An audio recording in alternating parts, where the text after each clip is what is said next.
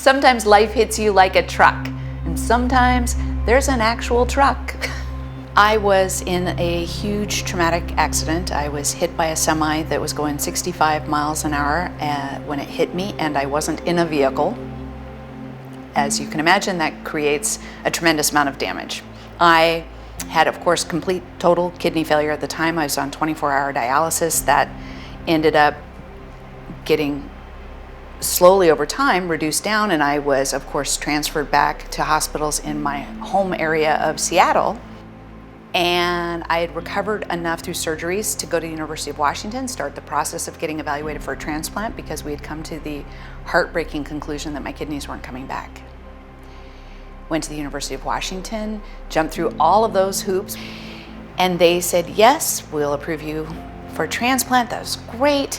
And my brother, who is awesome, my mountain climbing partner, and 12 years younger, which is great, convenient, upgrade. He said that he wanted to be my kidney donor. And for me, that was a very obvious obligation that came from within me, not somebody else telling me I needed to. It was simply a compulsion. I couldn't imagine anybody else rolling into the operating room with my sister who wasn't me. He jumped through all the hoops, all the months of testing of that. Everything looked fabulous. University of Washington is, yes, he's a great match. Awesome, everything looks perfect.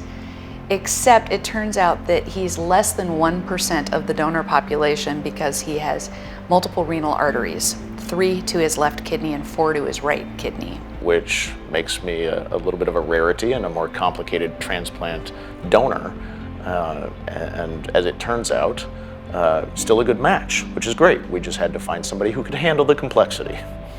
The University of Washington ended up taking a pass. The risk exceeded their willingness to proceed. So we went to that well-known healthcare research tool known as Google and found the University of Maryland and found Dr. Bartlett's discussions of doing multiple renal artery transplants. My brother had called and then said, hey, Elisa, you need to call the transplant coordinator. I called and it was phenomenal. I called on a Monday morning and a week later we were scheduling surgery. When we rolled back and the surgery began on Elisa first, I had a bit of a waiting game until they eventually said, okay, we're gonna roll you back in next. And so we went in, and I remember very clearly as the anesthesiologist began saying goodnight, and when I awoke, it was just a question of, okay, where do we stand? And it worked. It was great. You know, I was taken into surgery. It was a long surgery. I think it was about 6 hours. Woke up in post-op, looked at my husband. First words out of my mouth, do I have a kidney? And he said, yes, yes you do.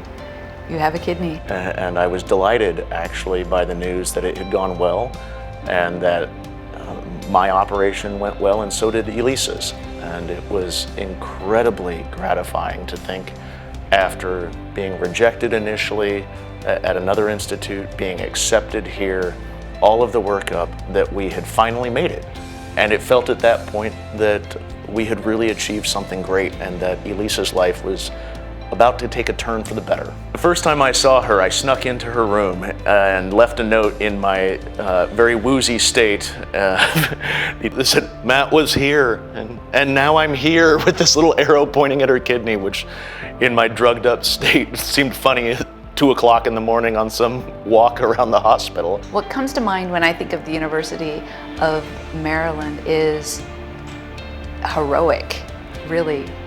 It came to our rescue at a time when I felt hopeless and desperate. And I say that, it sounds really dramatic when I say that, except it was. Had I not had that option that University of Maryland brought to us, the whole rest of my life would be drastically different. And I don't really think about it very much. I'm mindful of basic issues that can affect my one remaining kidney.